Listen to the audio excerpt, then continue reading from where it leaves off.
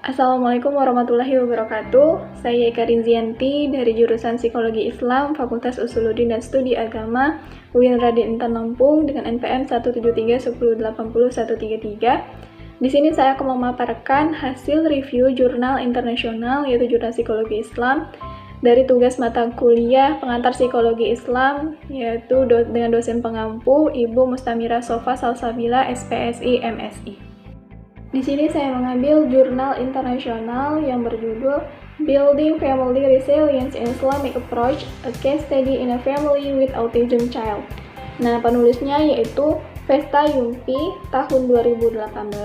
Latar belakang penelitian ini yaitu anak dengan gangguan spektrum autisme seringkali melaporkan tingkat stres dan masalah kesehatan mental yang tinggi.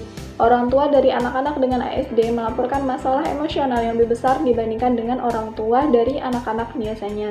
Orang tua memiliki kewajiban besar dalam mengasuh anaknya, meliputi manajemen perilaku bermasalah dan menyeimbangkan stres terkait. Beberapa keluarga dengan anak autis memiliki kemampuan dalam menghadapinya, namun yang lain memiliki kesulitan dalam menghadapi tantangan tersebut. Walsh 2012 menyarankan dimensi spiritual berkontribusi pada ketahanan keluarga.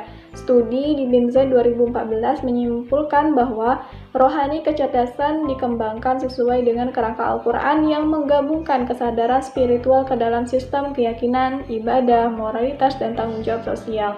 Penelitian ini mengeksplorasi bagaimana nilai-nilai Islam berkontribusi pada ketahanan keluarga dengan anak autis.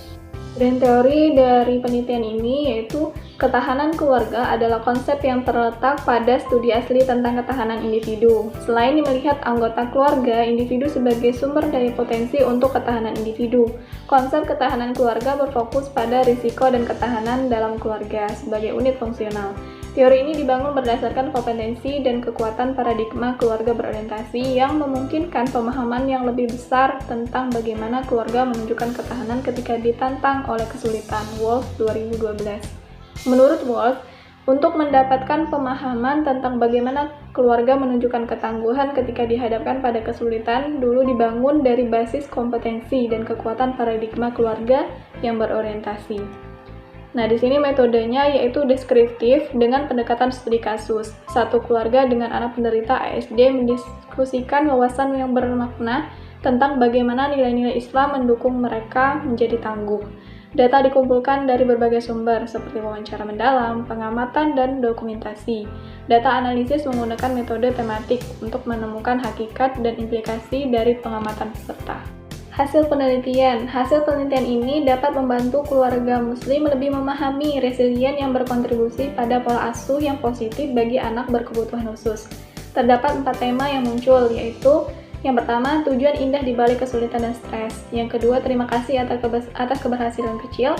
Yang ketiga, memiliki sistem pendukung untuk energi yang kuat. Yang keempat, fokus pada akhirat. Implikasi dari temuan ini juga dapat meningkatkan kemampuan mengolah secara efektif dalam parenting stres yang dihadapi keluarga dengan anak berkebutuhan khusus.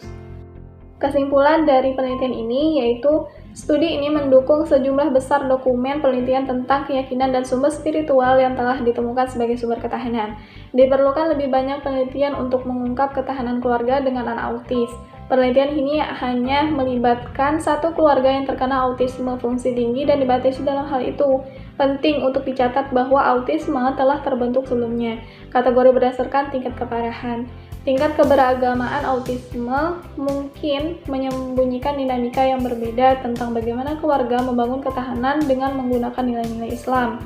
Semakin banyak aspek yang diungkapkan, semakin banyak pengetahuan dan pemahaman yang didapat tentang ketahanan keluarga.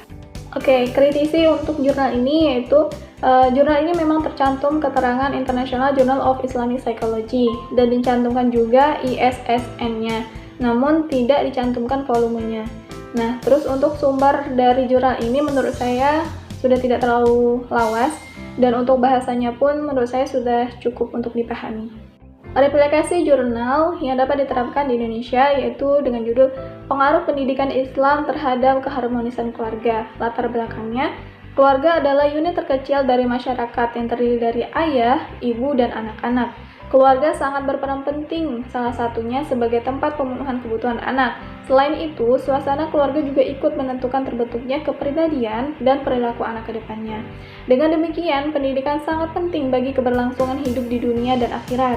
Pendidikan agama Islam tertuju pada pembentukan sikap, akhlak, atau mental, dan juga pengamalan agama anak dalam hubungannya dengan Allah, masyarakat, dan alam atau sesama makhluk. Penanaman nilai agama kepada anak merupakan syarat mutlak untuk mencapai nilai keharmonisan dalam menjalani kehidupan dunia dan akhirat.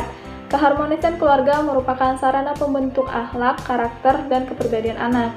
Keluarga Islami adalah keluarga yang fondasi agamanya kuat, yang tidak terombang-ambing oleh perubahan modernisasi, mempunyai keluhuran dan keagungan moral, dan di dalam rumahnya terpancar syariat Islam yang menjadi nilai panji-panji kebesaran Islam. Mari mengemukakan 6 aspek sebagai suatu pegangan hubungan keluarga bahagia atau harmonis, yaitu menciptakan kehidupan beragama dalam keluarga, mempunyai waktu bersama keluarga, mempunyai komunikasi yang baik antar anggota keluarga, saling menghargai antar sesama anggota keluarga, kualitas dan kuantitas konflik yang minim, adanya hubungan atau ikatan yang erat antar anggota keluarga. Keenam aspek tersebut mempunyai hubungan yang erat satu dengan yang lainnya. Proses tumbuh kembang anak sangat ditentukan dari berfungsi tidaknya keenam aspek di atas. Untuk menciptakan keluarga yang harmonis, peran dan fungsi orang tua sangat menentukan. Keluarga yang tidak bahagia atau tidak harmonis mengakibatkan persentase anak menjadi nakal semakin tinggi. Dengan demikian, dapat dipahami bahwa indikator keluarga tidak harmonis adalah kebalikan dari keenam aspek yang disebutkan tadi. Untuk kriterianya yaitu, secara terminologi, keharmonisan berasal dari kata harmonis. Keharmonisan adalah keadaan yang selaras atau serasi dalam keluarga. Menurut Ishaq Salih, keluarga sakinah diidentikan dengan keluarga sejahtera dan bahagia, yakni keluarga yang dapat mencapai kesuksesan dalam hidupnya, baik material maupun material spiritual yang memberikan nilai-nilai kepuasan yang mendalam kepada anggota keluarga dalam situasi penuh kebangkitan dan ketentraman hidup bersama. Muhammad Arifin Ilham menyatakan bahwa keluarga sakinah adalah keluarga yang para penghuninya senantiasa mengingat Allah SWT, baik dalam keadaan senang maupun susah. Metode untuk penelitian ini yaitu menggunakan metode kualitatif dengan melakukan wawancara. Subjeknya yaitu satu keluarga warga kecamatan terbagi besar. Nah, mungkin itu saja dari saya. Mohon maaf apabila ada kesalahan. Semoga bisa diambil hal positifnya. Terima kasih banyak. Wassalamualaikum warahmatullahi wabarakatuh.